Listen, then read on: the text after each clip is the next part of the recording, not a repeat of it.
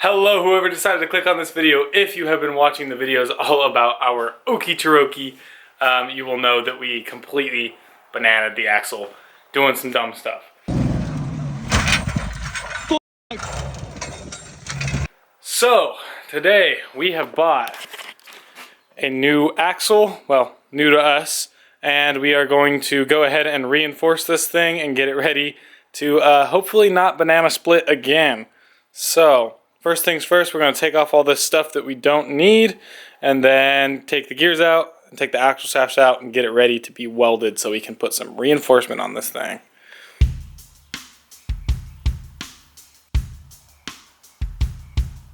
First, let's give all our bolts a blast with this PB blaster. I also did this last night.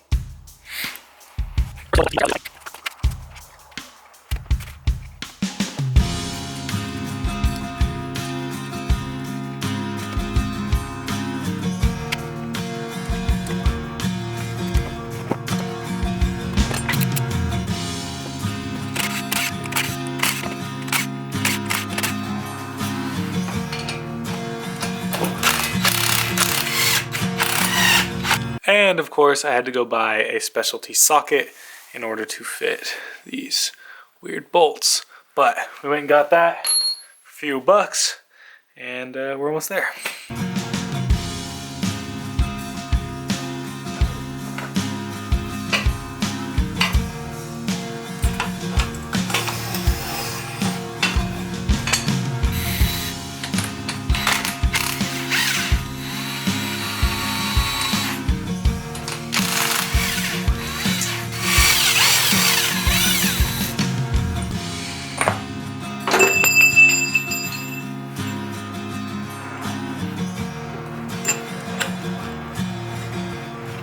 Once the gears were out, the homie Daniel pulled up to help me take this thing to the pressure washer to give it a good, solid base wash.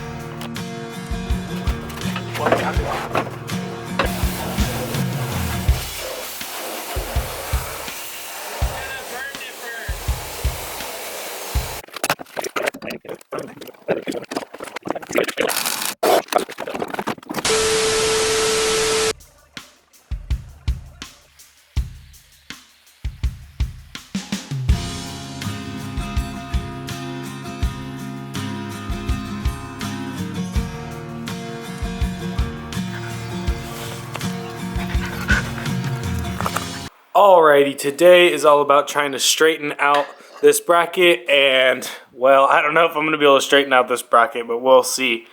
That is our goal, so if I can get that done, I will be happy.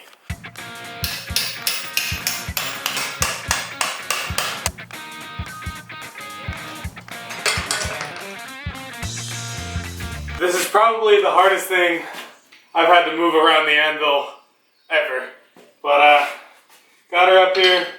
We're just rebending stuff here on the anvil on the corner.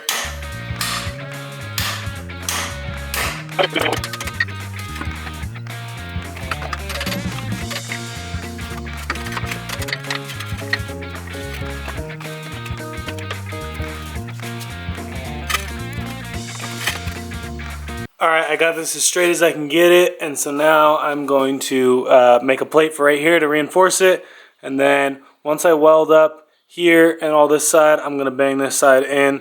It's really hard to hit this in without this collapsing. So once there's metal there, it'll be a lot easier to just tap that in, and then this will be done.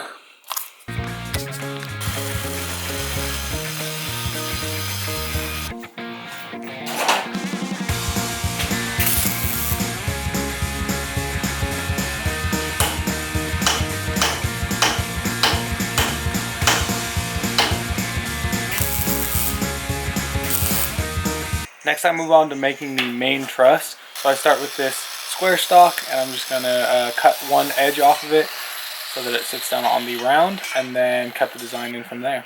I found the best way to figure out the profile that I needed for the piece of metal was to just use cardboard, cut it, and slowly creep up on that shape.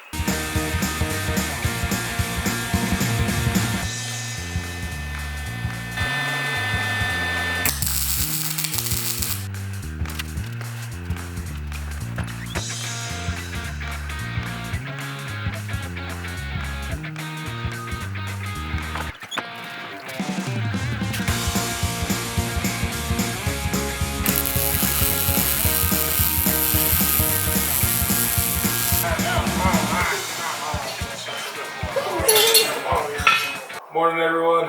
Today we are going to try to get all the welding done on this thing. Let's see if we can do it. And today we're going to be dealing with a lot of heat, so, you know, had to do away with the sleeves, I guess. Alright, we got this thing in the air today, so that should be a little easier to work on. Now, next step is to carry this over to this side and end here. I don't have any more of stuff that's this thick, but I do have this stuff that's the same height and then just thicker, so I'm going to cut it, re-weld it over here, which I'm not too concerned about because I'm going to take a top plate on all of this stuff and weld that on to double up the thickness there.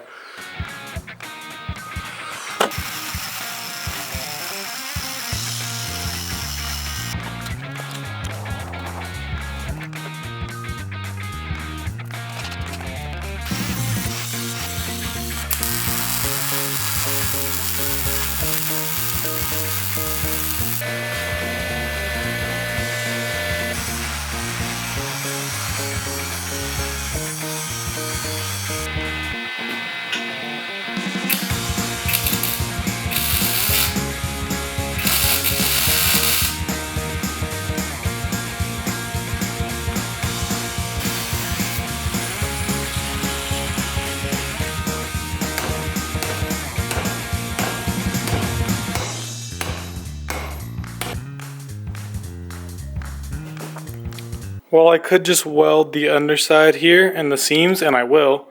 I'm also going to cut an X into the top of this and then fill it with weld.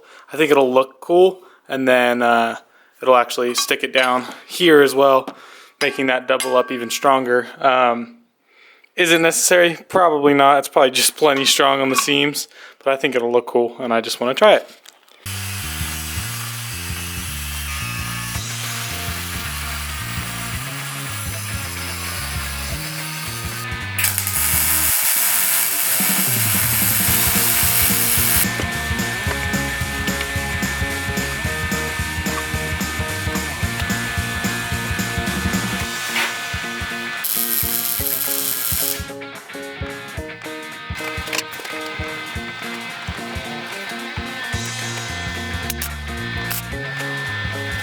Alright, now we move on to welding cast iron, and this gets a little tricky. I only have a MIG welder, and I have only really seen videos of people doing it with TIG or stick. So this is kind of an experiment.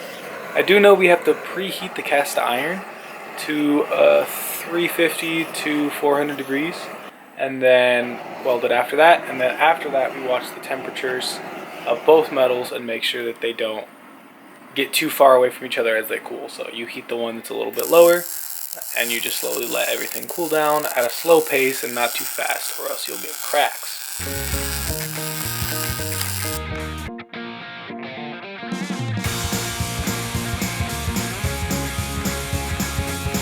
Alright guys, the first cast iron weld is done, and I'm pretty happy with it. I feel like the old MIG welder did stick, and it looks pretty good, and felt like it actually penetrated pretty well. Still over here checking temperatures. It's kind of hard to see the screen, but it's around there. They're around the same, slightly off, but overall it's getting a little cool here. Yeah, it's getting a little cool here, so now I'm going to take the torch and heat up just this cross beam section right here, right there.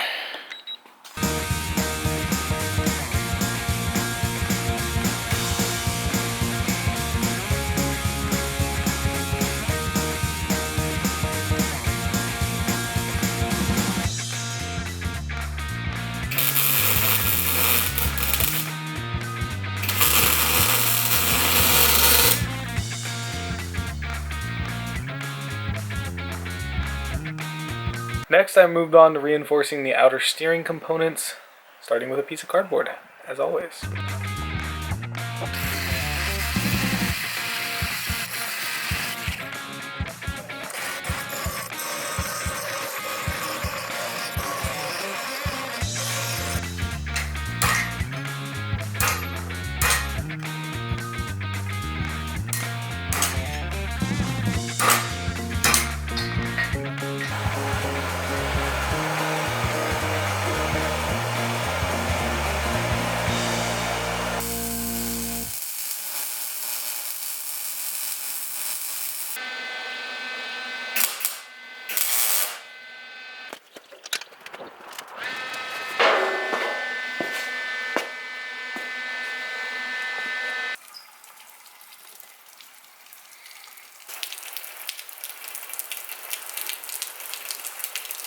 Alright, it is a wet one today, but today we are painting, which isn't exactly ideal, but I think I can keep her warm enough that it's not actually that cold, it's just wet. So we're going to start with our diff here, and so this is going to be red, as well as the knuckles on here, and then everything else will be black. So let's start with some primer. Alright, for paint today I'm trying out this Ace Hardware branded Rust Away primer.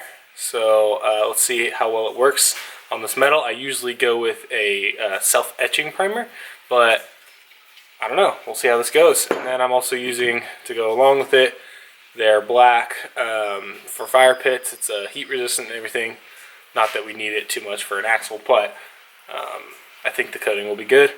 And then for the red parts, I'll be using just this regular 2 times.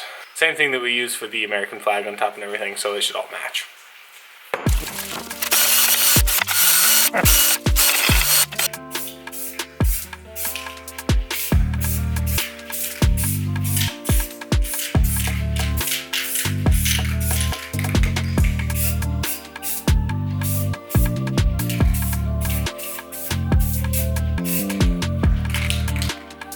I'm not really sure why I decided to put this face on this diff. I just saw this image somewhere and thought it would look really cool, and I'm really happy with it. I just have no idea where it came from in my brain.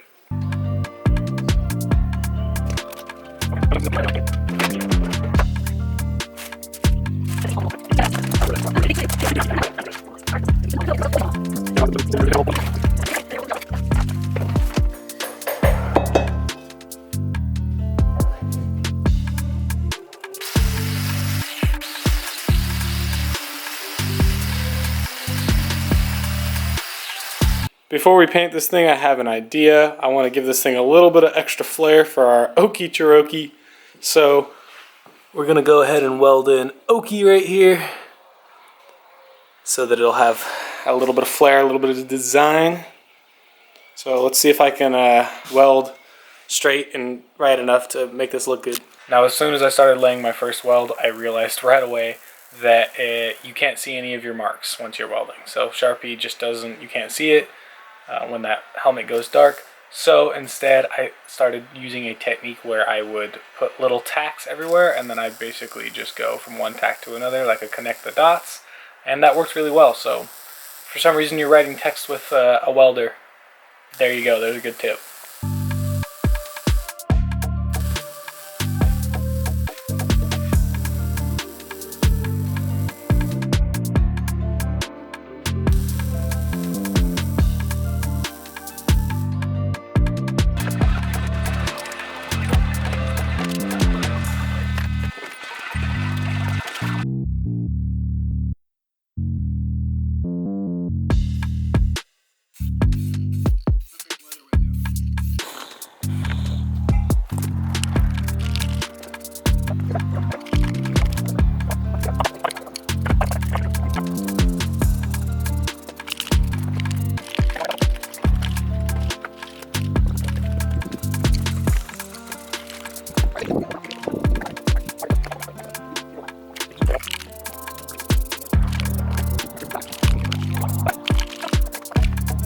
I'm really liking this paint. The primer lays down real thick, real like good coverage, sticks to the metal good, dries really fast.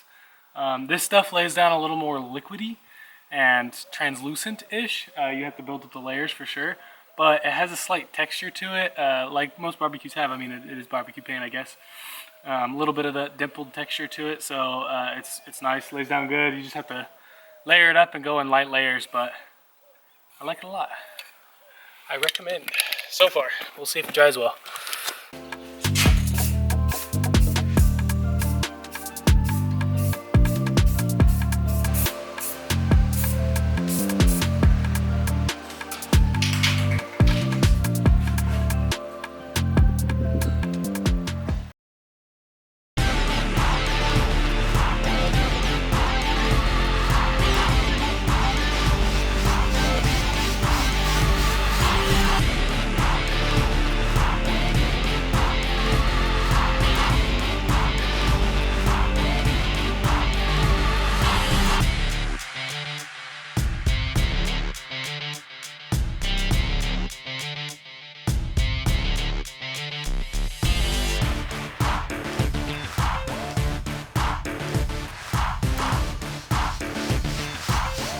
And there you have it, guys. It is done. Oh my gosh, I am super happy how this turned out.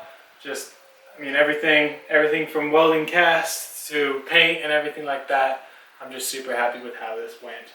It's almost too nice to put on the Cherokee. Almost. If you guys have any questions, comments, or concerns, leave them in the comments below. I will do my best to answer everybody. And as always, I'll see you guys in the next one.